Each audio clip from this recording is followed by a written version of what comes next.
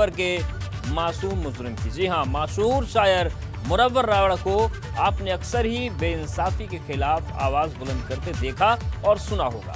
मुनव्वर दावा करते आए हैं कि वो हमेशा सही बातों की हिमायत करते हैं, लेकिन जब इस बार उनके खुद के बेटे को पुलिस ने संगीन आरोप के बाद गिरफ्तार किया तो मुजरिम बेटा मुनव्वर राणा के लिए मासूम बन गया।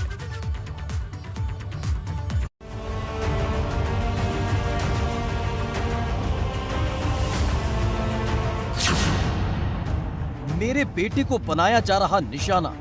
एक एमपी के बेटे ने किया था तो उसको मंत्री बना दिया गया सेंट्रल में, तो मुझे उम्मीद हो रही कि मुझे भी मंत्री बनाया जाएगा। मुनव्वर राणा की तालिबानी तार। जिस संसद की कुर्सी पे ये बैठेंगे तालिबानी अगर, तो इनको हिंदुस्तान याद आएगा। ये कुछ भी हो, हिंदुस्तान हमारा दोस्त है। दोस्ती को याद करने के लिए आदमी को दोस्त बनना पड़ता है। मुनव्वर राणा की एनकाउंटर वाली धमकी। आज ही वो एनकाउंटर कर दें। और जितनी अदालतें हैं यहाँ सब में सिनेमा हॉल बना दें। कल तलक जिनकी शायरी सुकून देती थी, कल तलक जिनकी नज्म लूट लेती थी महफिलें, वही शायर मुनव्वर राणा बेटे की गिरफ्तारी से बौखला गए हैं। और इतना बौखला गए हैं कि शब्दों के कारीगर का अपनी जुबान पर काबू तक नहीं। मुनव्वर राणा के बेटे पर हुई कार्रवाई। तबरेज राणा को पुलिस ने किया गिरफ्तार। तबरेज राणा को मिली कोर्ट से जमानत।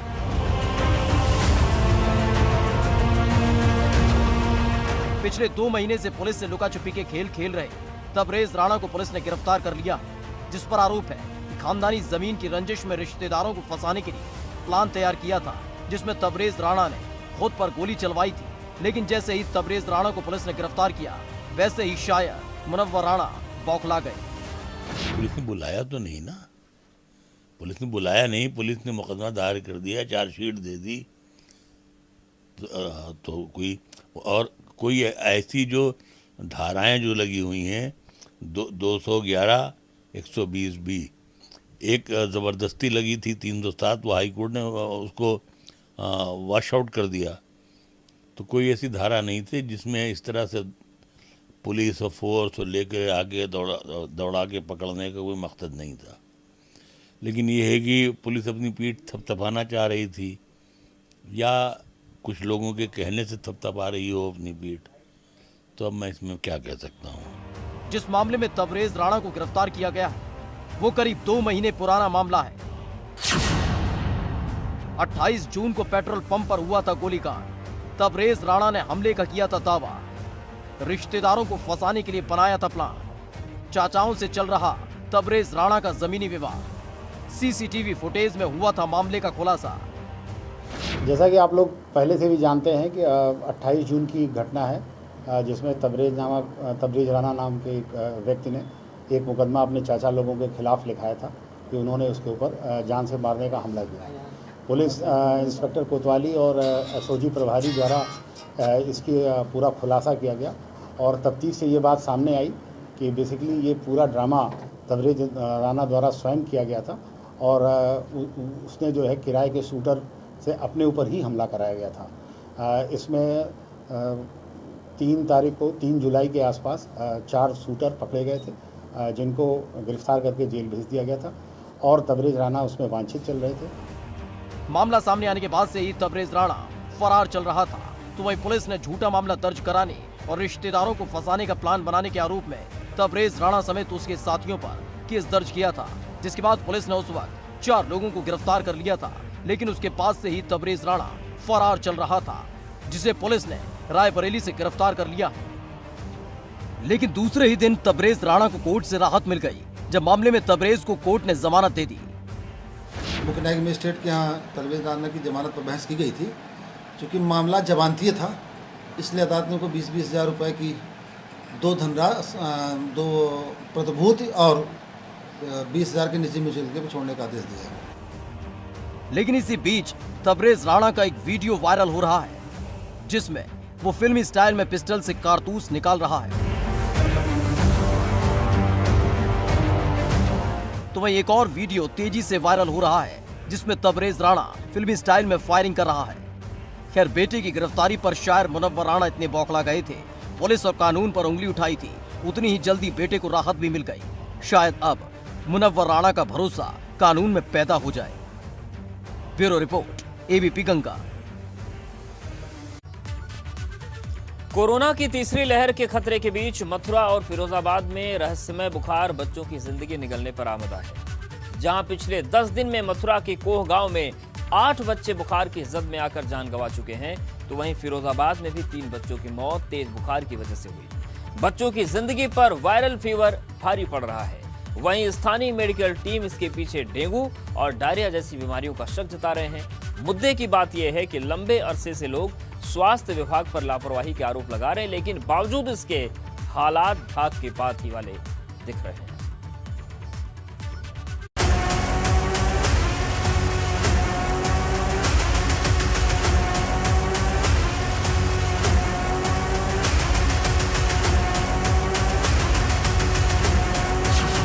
मथुरा में मौत के बुखार का तांडव।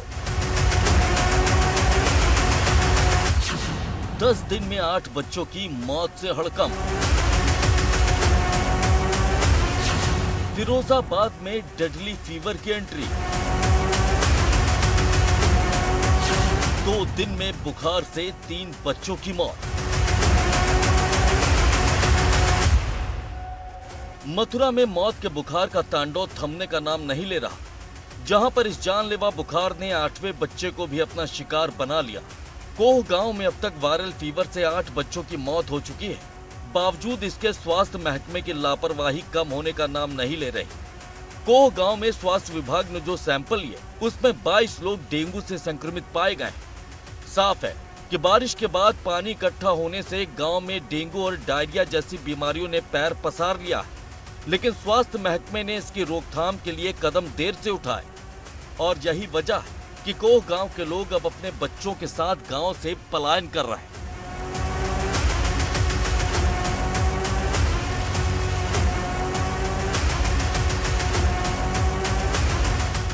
मथुरा की तरह ही फिरोजाबाद में भी पिछले 2 दिन में बुखार ने 3 बच्चों की जान ले ली और इसकी वजह से शहर में हड़कंप मच गया है। वहीं देहात के इलाकों में वायरल बुखार के मामलों में तेजी से हो रहा इजाफा लोगों की फिक्र बढ़ा रहा है। फिरोजाबाद में हाल ही में मौसम ने करवट ली थी, जिसके बाद जगह जगह गंदगी और जल जमाव की परेशानी बढ़ गई है। ऐसे में डॉक्टर्स को इस बात की आशंका डरा रही है कि शहर और गांव में डेंगू और डायरिया जैसी बीमारियां पैर पसार सकती हैं। शहर में वायरल बुखार का प्रकोप चल रहा है, जिसकी जानकारी होने पर तुरंत हमने शहरी क्षेत्र के लिए 4 टीमों का गठित कर दिया गया था, जो कि जहां से भी हमें कोई भी इंफॉर्मेशन मिलती है तुरंत वहां कैंप लगा के और मरीजों की जांच कराई जा रही है, स्लाइड भी बनवाई जा रही है और जिनको ज़रूरत लग रही है उनको संदर्भित किया जा रहा है मेडिकल कॉलेज में। मथुरा और फिरोजाबाद में हुई बच्चों की मौत तेज बुखार की वजह से हुई। ऐसे में सबसे ज्यादा शक डेंगू को लेकर जताया जा रहा है। ऐसा इसलिए है क्योंकि पिछले कुछ दिनों में तेज बारिश से जलजमाव के हालात बने हैं। कई जगहों पर बारिश का पानी अब भी रुका हुआ है। रुके हुए पानी में पैदा होने वाले मच्छर डेंगू की वजह बनते हैं। मथुरा के कोह गांव में भी बारिश के बाद जलजमाव के हालात हैं। फिरोजाबाद में भी जलजमाव और गंदगी की समस्या है। साफ है कि बच्चों को जो जानलेवा बुखार हुआ वो डेंगू हो सकता है, लेकिन इस बीच सबसे बड़ा सवाल स्वास्थ्य महकमे पर खड़ा हो गया है, जिसकी लापरवाही की वजह से वक्त पर बच्चों को हुई बीमारी का पता नहीं लगाया जा सका और इसकी वजह से अब तक कई बच्चे दम तोड़ चुके हैं। वहीं लोग अब इस बुखार से इस कदर डरे हुए हैं कि वो अपना घर बार छोड़कर दूसरी जगह पर पलायन करने को मजबूर हैं। Bureau report, ABP Ganga. Corona की दूसरी लहर का कहर अभी पूरी तरह थमा भी नहीं है। इस बीच तीसरी लहर की आशंका ने फिर से डराना शुरू कर दिया है। देश में कोरोना का फिर से जबरदस्त विस्फोट हुआ। राज्यों की बात करें तो केरल में कोरोना ग्राफ तो खतरनाक तरीके से बढ़ा, लेकिन संक्रमण की सुनामी की आहट मिलते ही सीएम योगी पूरे एक्शन में आ गए। कोरोना के खतरे को लेकर बैठक हुई, जहां पर सीएम योगी ने निर्देश जारी किए।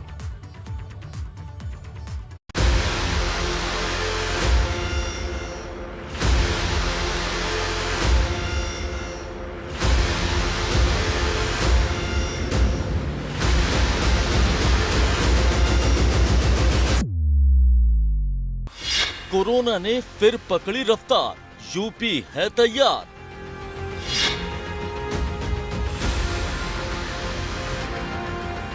तीसरी लहर का खतरा, सीएम योगी का बड़ा फैसला।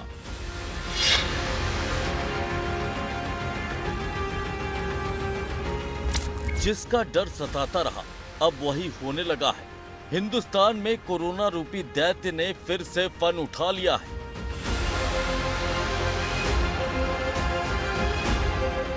त्राहिमाम मचाने वाली दूसरी लहर के जख्म अभी ताजा है और इस बीच तीसरी लहर की आहट भी सुनाई देने लगी। हम ऐसा क्यों कह रहे हैं, इसे समझने के लिए देश भर का कोरोना मीटर देखिए और अभी से सावधान हो जाइए। 24 अगस्त को 25,467 कोरोना केस सामने आए।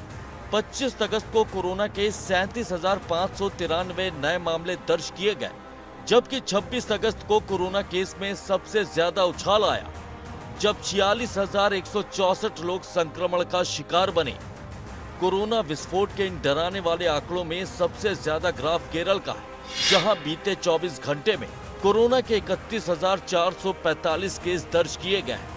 मतलब अब तक कोरोना रोकथाम को लेकर जिस राज्य की छवि मॉडल स्टेट के तौर पर दिखाई देती रही, वहां संक्रमण की सुनामी ने दस्तक दे दी है, जबकि देश के सबसे बड़े सूबे उत्तर प्रदेश में कोरोना फिलहाल काबू में है। यूपी में बीते 24 घंटे के अंदर 30 संक्रमण के मामले सामने आए हैं, जबकि 36 लोग ठीक हुए। 20 करोड़ से ज्यादा की आबादी वाले सूबे में 346 मरीजों का इलाज चल रहा है। वहीं यूपी में दोबारा कोरोना विस्फोट हो, इससे पहले ही सीएम योगी पूरे एक्शन में आ गए। कोरोना के रोकथाम के लिए बनाई गई टीम 9 के साथ मुख्यमंत्री ने समीक्षा बैठक की।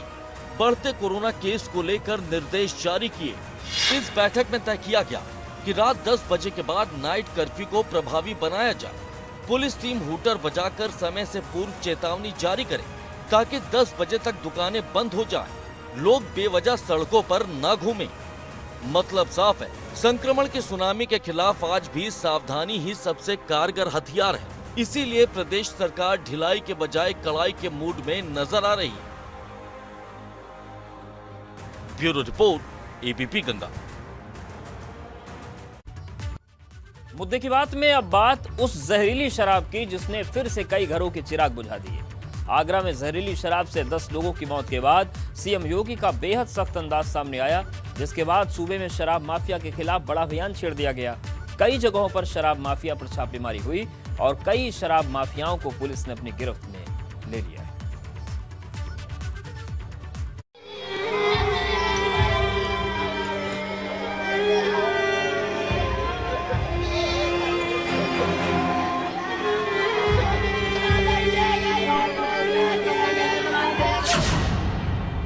आगरा में सुनाई दी मातमी आवाज।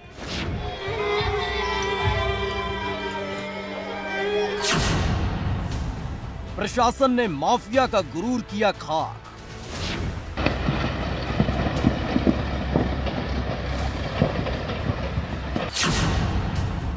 शराब माफिया पर चला सरकारी हंटर।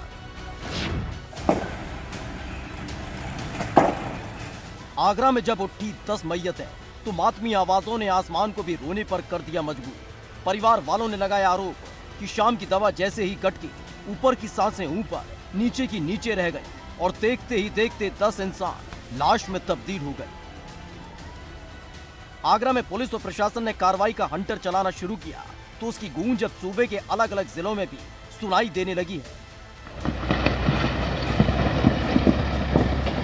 उन्नाव में प्रशासन ने शराब की बोतलों को बुलडोजर से कुचल दिया और साथ ही खत्म कर दी वो वजह जिससे मौत की आशंका थी। दरअसल कोरोना काल के दौरान बंद थी शराब की दुकानें तो 45,000 पेटी बियर की खराब हो चुकी थी। किसी के हाथ पड़ती है तो मौत की वजह बन सकती थी, लेकिन प्रशासन ने एक झटके में 10 करोड़ की कीमत की बियर को नष्ट करा दिया। कुशीनगर में भी प्रशासन सख्त नजर आया, जहां आबकारी विभाग ने एक मदरसे पर छापा मारा तो नकली शराब बनाने की फैक्ट्री का भंडाफोड़ हुआ। टीम ने 120 लीटर स्प्रिट के साथ साथ देसी शराब के उपकरण को नष्ट कर दिया। वहीं बहराइच में भी अवैध शराब के खिलाफ पुलिस प्रशासन ने अभियान चलाया तो भारत नेपाल सीमा पर पैसेंजर ट्रेन से अवैध शराब बरामद हुई। इस दौरान पुलिस ने 2 महिला शराब तस्करों को गिरफ्तार कर लिया है। एक तरफ ताबड़तोड़ अवैध शराब को जब्त किया जा रहा है, तो वहीं सहारनपुर में शराब माफिया की लाखों की संपत्ति को जब्त कर लिया, जिसे मौत का सामान बेचकर शराब माफिया ने खड़ा किया था। इस दौरान सहारनपुर में 25 शराब माफिया गिरफ्तार किए गए, तो वहीं 25 लाख रुपए की अवैध संपत्ति को जब्त कर लिया गया। पुलिस और प्रशासन की तरफ से हो रही इस कार्रवाई ने शराब माफिया में हड़कंप मचा दिया है। यहाँ एक तरफ मौत का सामान नष्ट किया जा रहा है, तो वहीं दूसरी तरफ शराब माफिया पर कसी जा रही है नकेल। Bureau report, ABP Ganga. और अब बात करते हैं तालिबान से मुक्ति वाले देवी प्लान की। जी हां, अफगानिस्तान से भारतीयों को वापस लाने के लिए भारत सरकार ने ऑपरेशन देवी शक्ति चला रखा है। इसके तहत करीब 800 लोगों को अब तक वापस भी लाया जा चुका, लेकिन तालिबान देश के लिए बड़ी टेंशन का सबब बना हुआ है, जिसे लेकर न सिर्फ सर्वदलीय बैठक का आयोजन किया गया, बल्कि इस बैठक में उन सभी पहलुओं पर चर्चा की गई जिसका असर सीधे भारत पर पड़ता है। तालिबान की दहशत का ट्रेलर। अफगानिस्तान पाकिस्तान बॉर्डर पर लोगों का हुजूम। स्पिन बोलदाग बॉर्डर पर लोगों का जमावड़ा। अफगानिस्तान से पाकिस्तान भागते लोग। अफगानिस्तान में तालिबान के कब्जे के बाद से हालात बेहद खराब दिख रहे हैं, जिसके बाद बड़ी तादाद में लोग अफगानिस्तान छोड़कर दूसरे मुल्कों की ओर भाग रहे हैं। ये तस्वीर अफगानिस्तान पाकिस्तान के स्पिन बोलदाग बॉर्डर की है, जहां पर उन लोगों का सैलाब उमड़ा हुआ दिखाई दे रहा है जो अफगानिस्तान छोड़कर पाकिस्तान में घुसने की कोशिश कर रहे हैं। तस्वीरें बताने के लिए काफी कि अफगानिस्तान में तालिबानी दहशत का आलम कैसा है। वहीं अफगानिस्तान में अब भी कई भारतीय फंसे हुए हैं, जिन्हें वापस लाने की कवायद तेज कर दी गई। साथ ही अफगानिस्तान पर तालिबान के कब्जे के बाद से हालात बेहद तनाव भरे हो गए हैं, जिसे लेकर विदेश मंत्री एस जयशंकर की अगुवाई में सर्वदलीय बैठक बुलाई गई और इस बैठक में तमाम दलों से अफगानिस्तान के हालात को लेकर राय मांगी गई। पहले आपको ये बताते हैं कि इस बैठक में क्या कुछ खास हुआ। विदेश मंत्री एस जयशंकर ने अफगानिस्तान के हालात की जानकारी दी। एस जयशंकर ने बताया कि भारतीय लोगों को निकालने की कोशिश जारी है। विदेश सचिव ने सर्वदलीय बैठक में हालात को लेकर प्रेजेंटेशन दी। इस दौरान सभी दलों के सवालों के जवाब दिए गए और सुझाव लिए गए।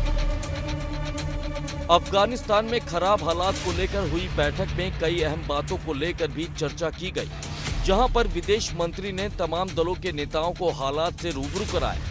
अब आपको बैठक की अहम बातों के बारे में भी जानकारी देते हैं। प्रधानमंत्री नरेंद्र मोदी के निर्देश पर विदेश मंत्री ने ये बैठक बुलाई। बताया गया कि ऑपरेशन देवी के जरिए लोगों को वापस लाया जा रहा है। 16 अगस्त को 80 भारतीयों को वापस लाकर इस ऑपरेशन की शुरुआत हुई थी। अब तक 800 से ज्यादा लोगों को सुरक्षित देश वापस लाया जा चुका है। एस जयशंकर ने बताया कि भारतीयों को सुरक्षित वापस लाना सरकार की प्राथमिकता है। We have under Operation Devi Shakti done 6 flights. The latest flights was this morning, which took off at 3 o'clock. We have brought back most of the Indians, but not all of them. There are still a few out there. Some of them could not make it for the flight yesterday, but definitely we will try and bring out everybody. We have also brought out some Afghan citizens who wanted to come to India at this point of time. Afghanistan में तालिबान की वजह से बिगड़े हालात से कूटनीतिक चिंता भी बढ़ रही है, क्योंकि तालिबान के ताकतवर होने से तमाम आतंकी संगठनों को भी ताकत मिल सकती है, जो आने वाले वक्त में फिक्र का सबब बन सकती है। जानकारी मिली है कि आतंकी संगठन अफगानिस्तान को ठिकाना बना रहे हैं। लश्कर तैयबा और जैश ए मोहम्मद अफगानिस्तान में ठिकाना बना चुके हैं। ये आतंकी संगठन अफगानिस्तान से भारत के खिलाफ साजिश रच सकते हैं। अफगानिस्तान में 2 दशक से भारत की निवेश की गई परियोजनाएं भी इस वजह से खतरे में आ सकती हैं। इन सारी जानकारियों को भी इस बैठक में साझा किया गया। साथ ही विदेश मंत्री एस जयशंकर ने साफ किया है कि अफगानिस्तान से हर भारतीय को जब तक वापस नहीं लाया जाता, तब तक भारत सरकार का ऑपरेशन यूं ही चलता रहेगा। Bureau report, ABP Ganga.